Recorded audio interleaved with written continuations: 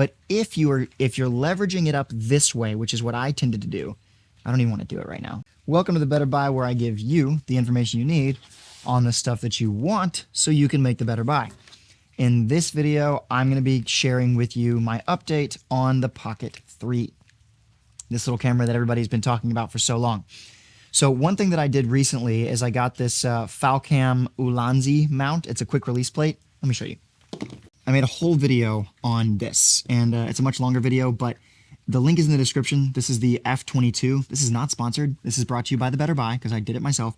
But it's like 25 bucks, and it is a great little, look at this, great little quick release mount that just goes bink, and now you're in.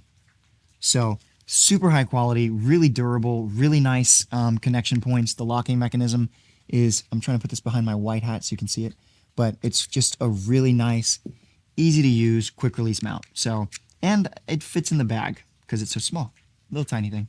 The main thing here is that it all fits in the bag really nicely, simply. If you've got everything in there, it still works and you can still close the bag. Everybody was saying that I was stuffing the bag in one of the previous videos. This stuff is not stuffed. That's funny. It fits pretty nicely in here. So here's my main takeaway from the Pocket 3. And I know it's a controversial topic at this point because a lot of people have a lot of emotions about this camera, and you're free to have your own opinions. Here's my takeaway. I really love using this camera. I love the way the wireless mic works. Obviously, I'm using the Rode wireless mic connected to my EOS R right now, and that works as the wireless Go. I have a whole video on these. I'll put the link in the top there. You can see it popping up to that video. But this thing right here, this little guy, is just a wonderful portable piece of technology equipment. I love all the filming qualities of this camera. I think you can really easily sneak it into other higher quality footage. Like right now, I'm only filming at 1080p, okay? So I'm filming at 1080p on the EOS R, which is a full frame camera, and you get a lot of benefits from all of that, I think, but I'm not gonna go tech side on that. The thing with this guy, all right, is there's been a lot of speculation about how it's getting damaged. I think one issue is genuinely there's a fault in the manufacturing. And when you're working with this screen, some units are having the screen go bad and flip out wrong and not work properly. But I didn't want to baby this thing for the rest of its lifespan. So I went ahead and bought the $55 refresh plan so that for a small fee, it's like $35 each, you can just get a replacement unit.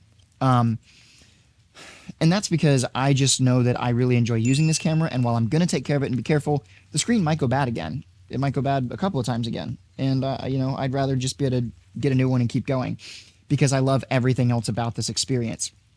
And I think that's a sacrifice that you have to decide whether or not you're willing to make. One thing that I will say is, I talked about this in another video as well, the way that I used to take this out is I would always grab it like this, right? So you hold it here. Well, this is a really soft point in the flexibility. Like if I bring this closer, you can see this. Watch this. Watch how easy this is. It just bends in, okay? Because it's not connected to anything solid. And what I realized was, without thinking about it, I was never like intentionally squeezing hard in this area.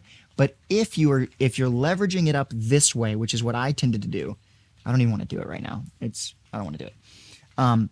And you're squeezing here, you can catch the edge of this screen as it's coming out, okay? And on the other side as well, it's just a little bit harder to do. And I don't know if that's actually causing the screen issue. I think it might cause it or could cause it for some people, but I think the main thing is manufacturing. I think there's just a defect in some of the units when they're manufacturing that mechanism in there. So you just got to be aware of that when you're using it. One thing that I can say is I'm going to continue to use the hard case. I know a lot of people talked about it. I talked about it in the comments of one of my videos, like, am I going to keep using the hard case or not? I am. I'm just going to modify the way that I use it, which is not hard. See, I used to always put it in like this because this is how they told us to put it in, I think, in the instructions. You layer that in and then you lower this down. The problem is you end up with sometimes in a wonky, funky thing. So what I do now instead, and maybe this is the way you were supposed to in the first place, somebody can wreck me in the comments if I'm wrong here, but this guy, I lower in from this side and everything goes in smoothly if you've lined it up, okay? And then you just lever it out that way. And there's like much less pressure. So that's what I recommend doing. You just kind of like get used to lowering it in from this side and everything goes much better in that process. So that's what I would recommend doing if you want to keep using the case. is just bank on bringing it in and out like that, using that levering action, and you'll probably be good. So it takes a few extra seconds to make sure you're thinking about it, but otherwise it's a pretty seamless experience, and I'm really excited to continue filming and using the Pocket 3. So that's all I have for you. I hope this was helpful, enjoyable, and I am now going to film some footage of this stuff, some B-roll footage, to make this video more interesting. Please remember that I am here to help you, and when you comment, I learn and can help more people learn more about the stuff. So that's the goal. I hope this did help you. My goal is to give you the information you need on the stuff that you want so you can make the better buy, and I hope this was helpful. I'll see you in the next one.